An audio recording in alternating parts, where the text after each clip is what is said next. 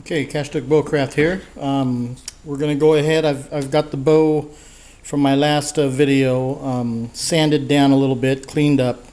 And what we're going to do right now is string this baby up and do a couple of test shots with it. So I'm going to get the camera set up and get this thing braced.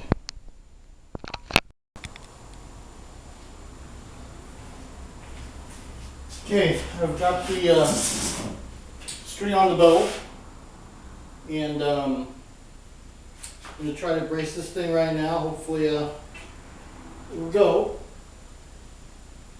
Oh! Well, it looks pretty good still.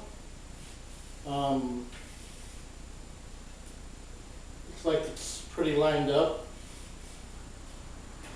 Okay, I'm going to, I've got a arrow here that's marked off in 1-inch increments, and stretch out these strings for a little bit.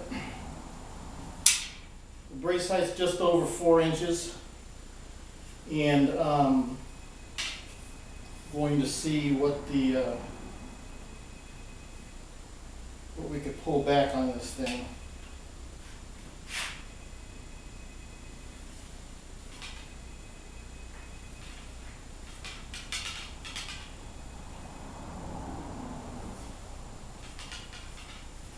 I'm pulling about 20 inches on this. You could probably pull a little bit more, but I think realistically 20 inches is probably about what you're going to pull when you're hunting with this thing. So we'll go with that, 20 inches.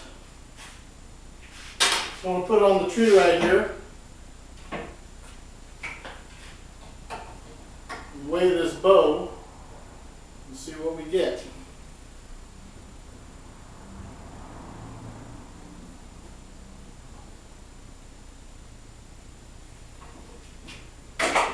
Cool. It's just over 50 pounds at 20 inches. This side looks a little bit stiff. This side looks like it's pulling a little bit more, or bending a little bit more than this side. But it looks to be, I mean, it's good enough. It's a little disappointing, but I don't know if I want to take off any more wood off of this thing, because I don't want it to go under 50 pounds, but maybe I'll fix that later on. I'm going to shoot it a bunch of times first and maybe it'll even out, but we'll see what happens. And here's what the tiller looks like.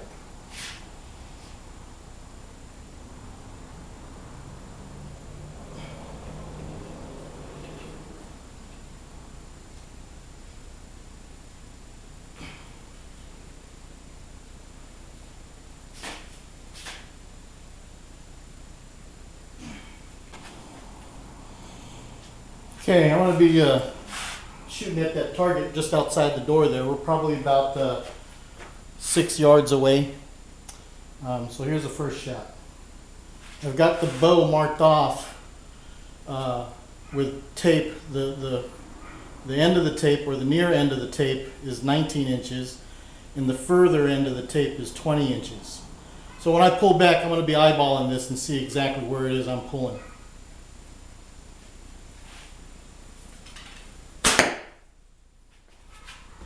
That was about 20 inches.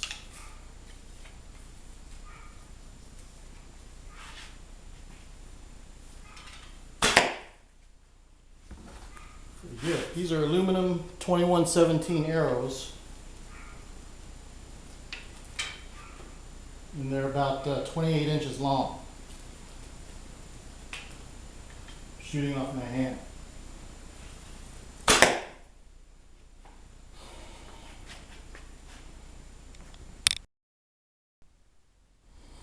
Okay, well, I've got the string off this bow. I just wanted to show you guys one more thing. You know, we put a slight reflex in this bow, and you know, I didn't notice how much of a reflex was in it, but I know that it was not very much. But this is how they look after the bow's been shot. It looks like they all just about pulled out. But that's okay. You know, it is what it is. Can't win them all when you're making a bow sometimes, but there is some reflex in there. And then the string follow is probably about an inch on both sides.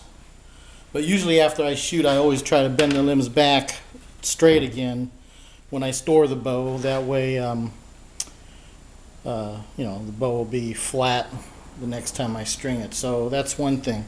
Another thing is, let me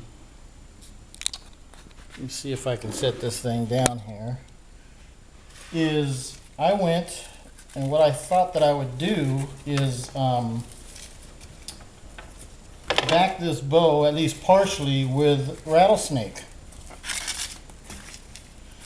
This is a snake, rattlesnake, that I shot in my backyard probably about a year ago now. It's been in the freezer, salted in the freezer, and we were having a family party, and just before everybody showed up, this thing came slithering along in the backyard. Anyway, I ended up shooting it with my bow, and we skinned it and we ate it for the barbecue that evening. But anyway, I've had this skin for the longest time. I've been trying to wait till I got another snake the same length, and I was going to use that to back a longer bow, but I've had this one for a year. It's probably less than 3 feet long, and what I did, I cut it in half, and I think I'm going to put it on the bow. Just like that. I'll leave the handle covering these ends here, so it'll look like it's one piece going forward, and then we'll leave the tips bare, and I'll paint a design on the tips there. I'm not sure exactly quite what I'm going to do to hold these. You know, I'm going to glue it on the limb, but I'm probably going to wrap some rawhide or something around the limb here to hold this one down so it doesn't, you know, tear up. But I found this rattlesnake skin in my freezer, and I think I'm going to use it to back this bow. How about that? I haven't really made up my mind yet, but since I already cut it in half, it looks like I'm going to do it. But so there you go. I'm going to use that skin to back the bow. We'll do that maybe tomorrow or Sunday or the next day, whenever I get around to it, and I'll show you guys how I do that too. So there you go.